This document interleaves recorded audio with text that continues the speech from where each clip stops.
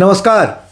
कहानी कलश में आपका हार्दिक अभिनंदन है और आज मैं चित्रलेखा का अगला परिच्छेद लेकर उपस्थित हो रहा हूं।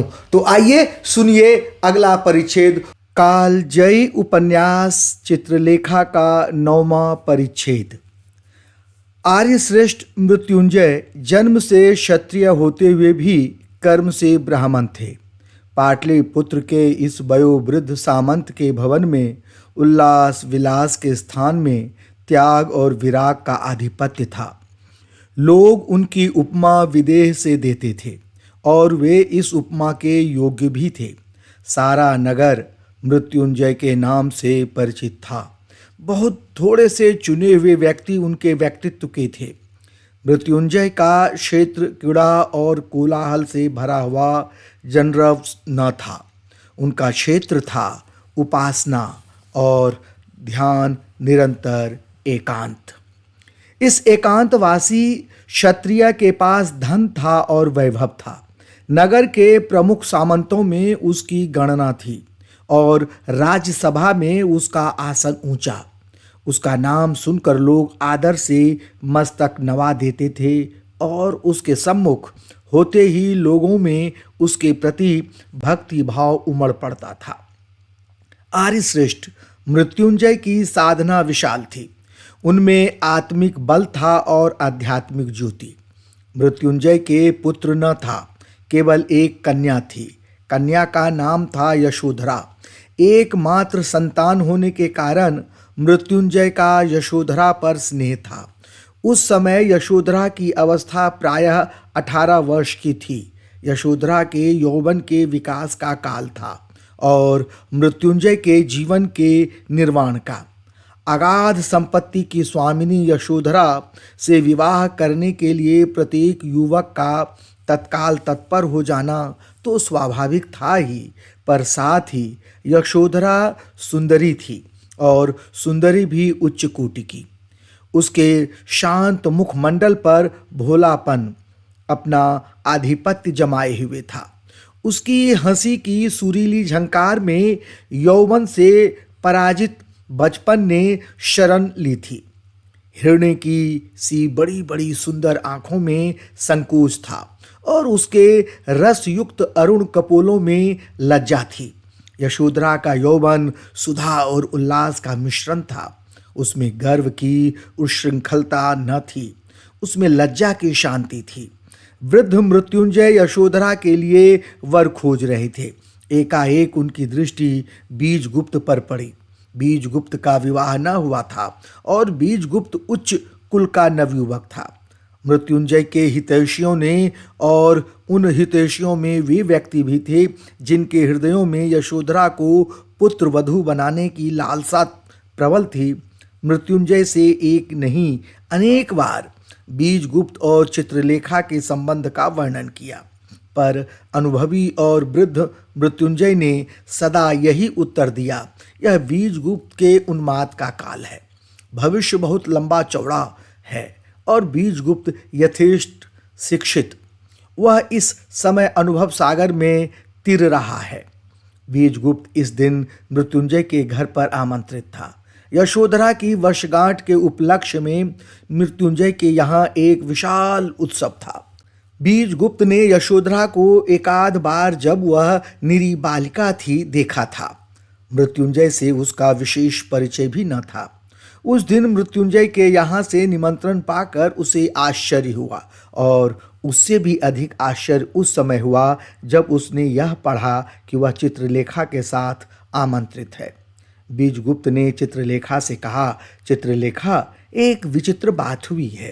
तुम वयोवृद्ध मृत्युंजय को जानती होगी। हाँ, और संभवतः उनकी कन्या यशोधरा को।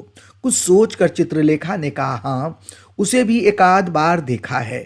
यशोधरा की वर्षगांठ के उपलक्ष्य में आज मृत्युंजय के यहाँ उत्सव में आमंत्रित हूँ। मेरा मृत्युंजय से अधिक परिचय नहीं है, इसलिए इस निमंत्रण को पाकर मुझे आश्चर्य हुआ है, पर इससे भी अधिक आश्चर्य मुझको इस बात पर हुआ है कि मेरे साथ साथ तुम भी आमंत्रित हो और तुम्हें मेरे द्वारा निमंत्रण मिला है। इसका अर्थ यह है कि मेरा जाना अनुचित है। नहीं चित्रलेखा, तुम्हें निमंत्रण मिला है मेरे द्वारा और मेरे साथ चलने को। यह उचित भी है क्योंकि समाज तुम्हारे और मेरे संबंध को पवित्र मानता है। चित्रलेखा ने कुछ देर तक चुप रहने के बाद कहा, बीजगुप्त, मैं उच्च कुलों के उत्सवों में केवल नर्तकी की स्थिति में ही जाने की अभ्यस्त हूँ। बहुत संभव है कि कुलीन स्त्रियां मेरा अपमान करें। यदि ऐसी स्थिति उत्पन्न हो गई तो क्या करना होगा यह मैं नहीं जानती। बीजगुप्त हंस पड़ा। मेरे साथ रहते हुए तुम्हारा अपमान करने का साहस किसी को न पड़ेगा, यह विश्वास रखो। इतना कहकर बीजगुप्त ने श्वेतांग को बुलाया। श्वेतांग के साथ दोनों बाहर निकले। बीजगुप्त के रथ पर चित्रलेखा और बीजगुप्त आरूढ़ हुए। श्वेतांग ने घोड़ों की लगाम ली। निर्धारित समय पर आमंत्रित अतिथि मृत्युंजय के द्वार पर पहुंचे।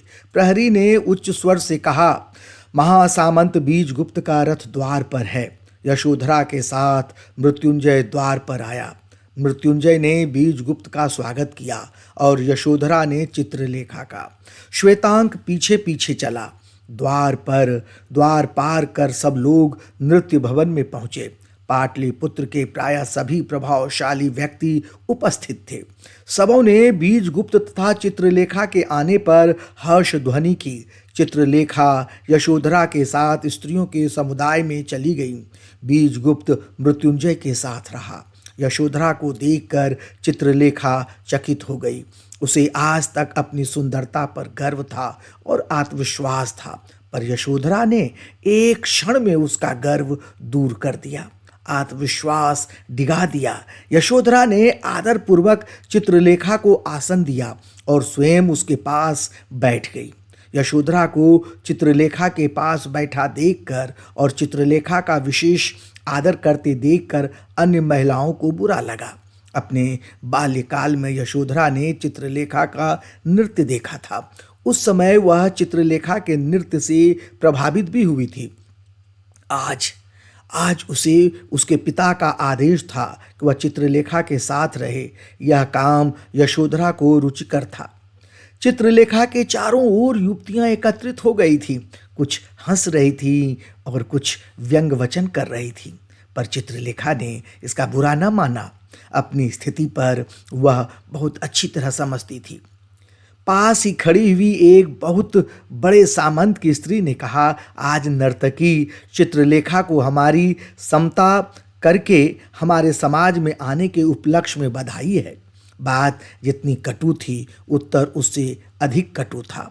अपने सौंदर्य के बल से अपना स्वागत कराने के लिए अभिमानिनी स्त्रियों को बाध्य करने वाली को बधाई की कोई आवश्यकता नहीं। एक ने दूसरे की ओर देखा और दूसरी ने तीसरी की ओर। बात जिस तीव्रता से कही गई थी, उसका प्रभाव एकत्रित पुरुष समुदाय पर भी पड़ा। बीजगुप्त उस ओर घूम पड़ा। उसे भय था कि चित्रलेखा का बहुत संभव है अपमान हो। इस उत्तर प्रत्युत्तर से उसका भय और बढ़ गया। क्या बात है? चित्रलेखा का क्रोध से लाल मुख एकदम शांत हो गया। कुछ नहीं, आपस में हंसी हो रही थी। उस समय चित्रलेखा हंस रही थी। यशोधरा चित्रलेखा के इस भाव परिवर्तन पर मुग्ध हो गई। बीजगुप्त के जाने के बाद उसने चित्रलेखा से कहा, बहन, तुम लोक व्यवहार में बहुत कुशल हो, तभी तो इतनी प्रभावशालिनी हो। चित्रलेखा हंस पड़ी। चित्रलेखा की हास्य ध्वनि झंकृत हो उठी। नवयुवक समुदाय की आंखें उधर उठ गईं। बीजगुप्त से उसी समय उन नवयुवकों ने गाने का प्रस्ताव किया। वीणा लेकर बीजगुप्त वागीश्वरी की आलाप भरी। चारों ओर निस्तब्धता छा गई। स्त्री और पुरुष दोनों मंत्रमुग्ध से बीजगुप्त के गाने को सुन रहे थे। बीजगुप्त ने गाना समाप्त कर दिया। इसके बाद मृत्युंजय ने स्वयं वीणा लेकर यशोधरा की ओर संकेत किया। यशोधरा ने भी वागेश्वरी गाना आरंभ किया। यशोधरा का गाना समाप्त होने पर लोगों ने अनुभव किया कि बीजगुप्त के गाने के आगे यशोधरा का गाना फीका था। चित्रलेखा ने लोगों के ये भाव पढ़ लिए। उसने कहा, यशोधरा से एक प्रार्थना मैं भी करूंगी। यदि उसकी इच्छा हो तो इस समय वह कल्याण में कोई गाना गावे। लोगों की दृष्टि चित्रलेखा की ओर घूम गई। मृत्युंजय ने चित्रलेखा की ओर देखा। वे चित्रलेखा के कथन के महत्व को न समझ सके। फिर प्रार्थना एक आमंत्रित अतिथि द्वारा की गई थी। मृत्युंजय ने वीणा में कल्याण के स्वर भरे और यशोधरा ने गाना आरंभ किया। इस बार यशोधरा ने सबको मुग्ध कर दिया। लोग उसकी मुक्त कंठ से प्रशंसा करने लगे। गाना समाप्त हो गया और चित्रलेखा ने यशोधरा को बधाई दी। बहन यशोधरा, मैं तुम्हारे सुंदर गायन के उपलक्ष्य में बधाई देती हूँ। मृत्युंजय चित्रलेखा की प्रार्थना का महत्व अब समझे और चित्रलेखा, मैं तुमको यशोधरा की ओर से धन्यवाद देता हूँ। इस वार्तालाप को बीजगुप्त सुन रहा था। हंसते हुए उसने कहा, क्या अब मैं चित्रलेखा से अपना नृत्य दिखाने की प्रार्थना कर सकता हूँ? चित्रलेखा ने हंसते हुए उत्तर दिया, बीजगुप्त की प्रार्थना मेरे लिए आज्ञा के समान है। मृत्युंजय ने वीणा ली और बीजगुप्त ने मृदंग। चित्रलेखा ने नृत्य आरंभ कर दिया। सब लोग चित्रलेखा की प्रशंसा कर रहे थे और चित्रलेखा अपना कौशल दिखा रही थी। इसी समय प्रहरी ने पुकारा, योगी कुमारगिरी अपने शिष्य के साथ द्वार पर पधारे हैं। मृत्युंजय ने वीणा रख दी। वे कुमारगिरी का स्वागत करने बाहर गए। मृत्युंजय के वीणा रखने के साथ ही चित्रलेखा का नृत्य बंद हो गया। मृत्युंजय कुमारगिरी को भीतर ले गए। कुमारगिरी के साथ विशाल देव भी था। कुमारगिरी के सामने सब लोग खड़े हो गए। उसी समय चित्रलेखा ने बीजगुप्त से कहा, मैं अब जाऊंगी, मेरा काफी अपमान हो चुका है। यह कैसे? मेरी दृष्टि में कला का सर्वोच्च स्थान है।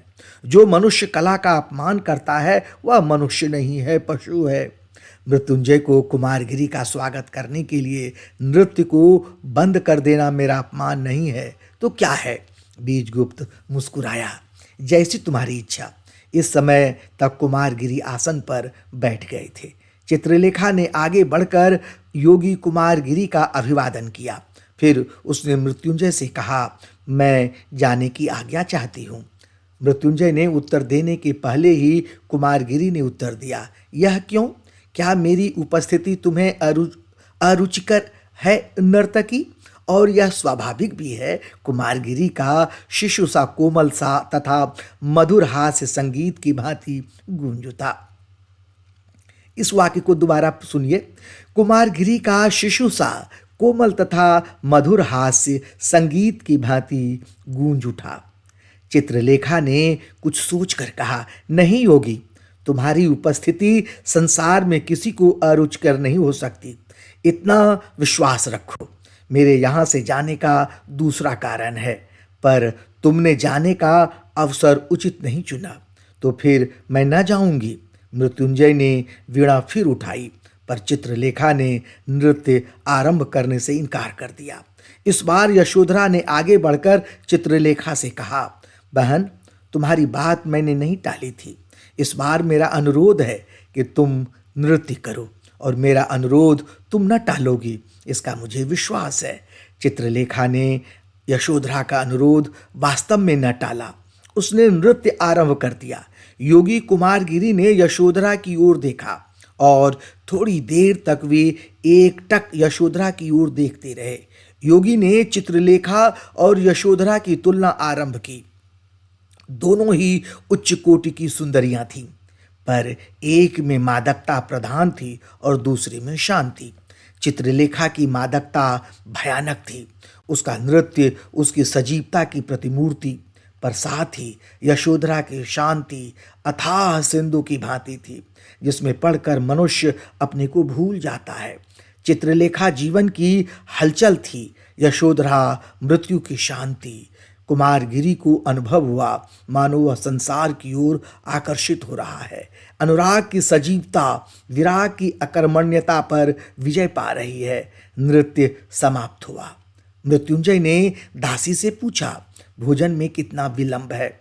भोजन तैयार है, केवल आज्ञा की देर है। आमंत्रित अतिथि भोजन गृह में जाकर बैठ गए।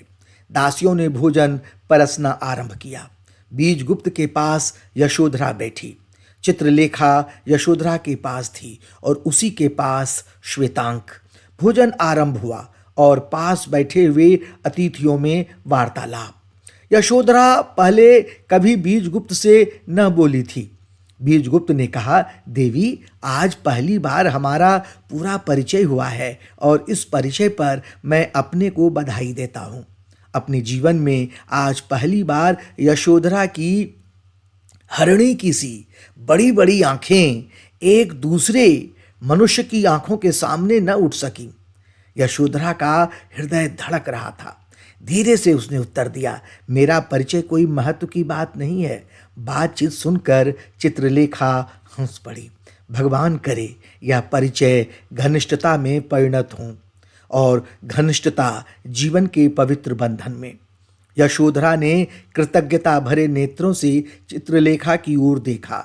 बीजगुप्त ने कौतूहल से, पर श्वेतांक एकटक यशोधरा की ओर देख रहा था। एकाएक यशोधरा की आंखें श्वेतांक से मिल गईं। इस समय तक यशोधरा ने श्वेतांक को न देखा था। अपने भवन में आमंत्रित प्रत्येक व्यक्ति को वह पहचानती थी। श्वेतांक केवल ऐसा व्यक्ति था जिसको वह नहीं जानती थी। बीजगुप्त से यशोधरा ने पूछा, यह नवयुवक कौन है? मेरा सेवक और साथ ही मेरा छोटा भाई। बीजगुप्त हंस पड़ा। यशोधरा को कौतूहल हुआ, सेवक और छोटा भाई? बात भी विचित्र थी। यह कैसे? यह इस प्रकार कि इस व्यक्ति का नाम श्वेतांक है। यह भी क्षत्रिय नवयुवक है और उच्च कुल का है, पर अभी तक ब्रह्मचारी है और अपने गुरु के साथ रहा है। गुरु ने पाप का पता लगाने के लिए इस व्यक्ति को मेरे पास छोड़ा है। मेरे द्वारा यह नवयुवक समाज में पदार्पण कर रहा है। यशोधरा का आश्चर्य और भी बढ़ा। पाप का पता लगाने के लिए इनके गुरु ने इनको आपके पास भेजा है? क्या वास्तव में आपका स्थान अथवा आपके व्यक्तित्व से संपर्क पाप का पता लगाने का उपयुक्त स्थान है? बीजगुप्त मन ही मन हंसा। कितनी भोली बालिका थी और कितनी भ्रम में थी। संभवतः पापी से पापी मनुष्य नहीं कह सकता, वह पापी है। प्रत्येक व्यक्ति को अच्छा समझता है। अपने को ठीक तरह से समझना उसके लिए असंभव है। यदि श्वेतांक इस निर्णय पर पहुंचे कि मैं पापी हूं, तो मैं वास्तव में पापी हूं। यशोधरा के उर में एक ठेस सी लगी। जिस व्यक्ति के प्रणय बंधन की कल्पना से उसका हृदय प्रफुल्लित हो उठा था, वही व्यक्ति एक बहुत बड़े आचार्य द्वारा पाप का पता लगाने का उपयुक्त साधन माना गया था। उसने श्वेतांक की ओर देखा। कितना भोला और सुंदर नवयुवक था। और बीजगुप्त? उस समय भोजन समाप्त हो गया था। लोग उठ खड़े हुए, हाथ मुंह धोकर फिर सब लोग एकत्रित हुए। बीजगुप्त ने श्वेतांक का हाथ पकड़कर मृत्युंजय से उसका परिचय कराया। इसके बाद सब लोग अपने अपने घर को विदा हुए। 10वां परिच्छेद। मृत्युंजय के उस आलोकित भवन का आलोक वैसा ही रहा। सजीवता में कमी अवश्य हो गई थी। अनावश्यक अतिथियों के चले जाने के बाद नाटक के प्रधान अभिनेता ही रह गए। योगी कुमारगिरी, विशाल देव, चित्रलेखा, बीजगुप्त और श्वेतांक, केवल इन्हीं व्यक्तियों को मृत्युंजय ने रोक लिया था। थोड़ी देर तक मौन रहने के बाद मृत्युंजय ने बीजगुप्त का हाथ पकड़ा। उन्होंने भरे हुए गले से कहा, सामंत बीजगुप्त, इस उत्सव में एक बड़ा रहस्य छिपा था और उस रहस्य से तुम्हारा बड़ा घनिष्ठ संबंध है। इतना कहकर उन्होंने यशोधरा की ओर अर्थ भरी दृष्टि से देखा। बीजगुप्त के मुख का रंग उतर गया। चित्रलेखा मुस्कुराई और मुझे पूर्ण आशा है कि वृद्ध मृत्युंजय की बात अस्वीकृत न होगी। मृत्युंजय के भावों की यह था प्रायः सब व्यक्तियों ने पाली थी। फिर भी बीजगुप्त ने कहा, देव, स्वीकार करना अथवा न करना प्रस्ताव की उपयुक्तता और परिस्थिति की अनुकूलता पर निर्भर होता है। आपका प्रस्ताव जैसा होगा उसके अनुसार मेरा उत्तर भी होगा। मृत्युंजय ने कुछ देर तक सोचा। बीजगुप्त, तुम्हारा विवाह अभी तक नहीं हुआ है। बीजगुप्त ने सुना और चित्रलेखा की ओर देखा। क्या उत्तर दे? वह यह निर्णय न कर सका। बात ठीक थी, पर साथ साथ बीजगुप्त के मतानुसार गलत भी थी, शास्त्रानुसार नहीं। इस बार कुमारगिरी ने गंभीर स्वर में कहा, युवा, क्या शास्त्र अविवाहित भी विवाह हो सकते हैं? बीजगुप्त ने कहा, स्त्री और पुरुष के चिरस्थायी संबंध को ही विवाह कहते हैं। कुमारगिरी हंस पड़े, पर विवाह शब्द समाज द्वारा निर्मित है। शास्त्र स्त्री और पुरुष के संबंध को पवित्र बनाकर समाज में मान्य करा देता है। बीजगुप्त, तुम अर्ध सत्य की शरण ले रहे हो। बीजगुप्त ने उसी गंभीरता से कहा, योगीराज, सत्य आधा नहीं होता, वह पूर्ण होता है, पर यह तर्क वितर्क का समय नहीं, इसलिए इस समय उत्तर देना अनुचित होगा। इतना कहकर बीजगुप्त ने मृत्युंजय से कहा, आर्य, मैंने कहा था कि मेरा विवाह शास्त्रानुसार नहीं हुआ है, इसको स्पष्ट कर देना आवश्यक होगा। लोक की दृष्टि में मैं अविवाहित हूँ, पर मैं वास्तव में विवाहित हूँ। चित्रलेखा मेरी पत्नी है। यद्यपि चित्रलेखा का पाणी ग्रहण मैंने शास्त्रानुसार नहीं किया है और समाज के नियमों के अनुसार कर भी नहीं सकता हूँ, फिर भी मेरा और चित्रलेखा का संबंध पति और पत्नी का सा है। मैं प्रेम में विश्वास करता हूँ और ऐसी स्थिति में मेरा अब विवाह करना असंभव है, क्योंकि मेरे प्रेम की अधिकारिणी कोई दूसरी स्त्री नहीं हो सकती। जिस समय बीजगुप्त यह कह रहा था, उसकी दृष्टि नीचे थी। मृत्युंजय ने कहा, बीजगुप्त, तुम्हारा कहना संभव है, उचित हो, पर जिस समय लोग तुमको अविवाहित कहता है, उस समय तुम अविवाहित हो। रही विवाह करने की बात, वहां तुमसे मैं तुम्हारा ध्यान इस ओर आकर्षित करा रहा हूं कि विवाह पुत्रोत्पत्ति के लिए होता है और इसलिए आवश्यक है। चित्रलेखा के संतान बीजगुप्त की संतान न होगी और न वह संतान बीजगुप्त की उत्तराधिकारी ही हो सकती है। कभी इस पर भी विचार किया है? वास्तव में बीजगुप्त ने इस पर विचार न किया था। बीजगुप्त ने इसका कोई उत्तर न दिया। यह उसके लिए बिल्कुल नई समस्या थी। मृत्युंजय इस बार चित्रलेखा की ओर मुड़े। देवी चित्रलेखा, तुम विदुषी हो, तुमसे अधिक कहना व्यर्थ है। तुम बीजगुप्त की परिस्थिति को अच्छी तरह से समझती हो। चित्रलेखा अभी तक मौन थी। इस बार उसने उत्तर दिया, आर्यश्रेष्ठ, तुम्हारा कथन सर्वथा उचित है। मैं समाजच्युत नर्तकी ही हूँ। बीजगुप्त की पत्नी होना मेरे लिए असंभव है। ऐसी स्थिति में मैं वह करने को प्रस्तुत हूँ जिससे बीजगुप्त का भला हो, पर आप इतना जानते हैं कि ऐसा करने में मुझे बड़ा त्याग करना पड़ेगा। त्याग करना पड़ेगा नर्तकी? कुमारगिरी मुस्कुराए। बड़ी विचित्र बात कह रही हो। तुम संभवतः अपनी मनः प्रवृत्ति को भूल रही हो। तुमने एक बार मुझसे कहा था कि तुम विराग के जीवन को अपनाना चाहती हो। उसके लिए यह सबसे अच्छा अवसर है। कुमारगिरी की इस बात से बीजगुप्त चौंक पड़ा। उसने कहा, योगीराज, यदि आप विराग पर विश्वास करते हैं और एक व्यक्ति को विराग का उपदेश दे सकते हैं, तो मुझे क्यों बंधन में बंधने को बाध्य किया जा रहा है?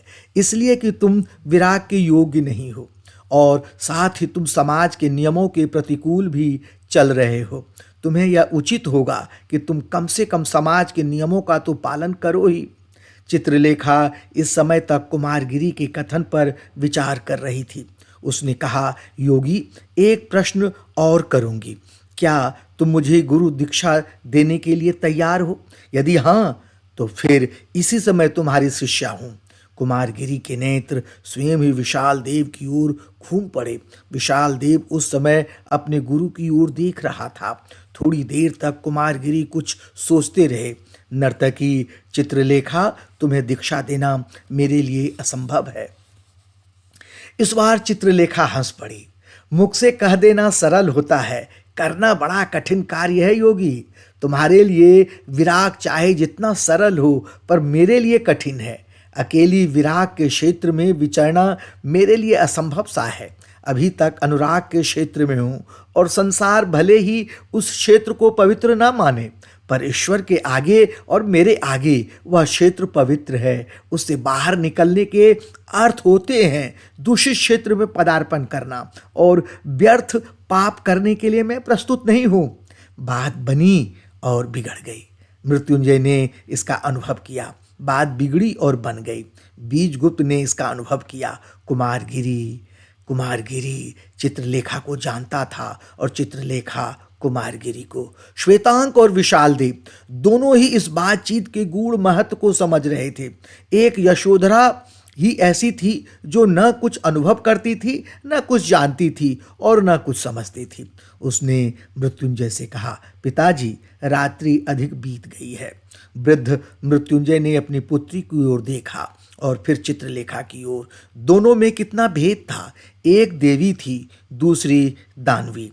एक शांति थी, दूसरी उन्माद। और बीजगुप्त परिस्थिति चक्र का एक अभागा शिकार, पर साथ ही मनुष्यता से पूर्ण मनुष्य।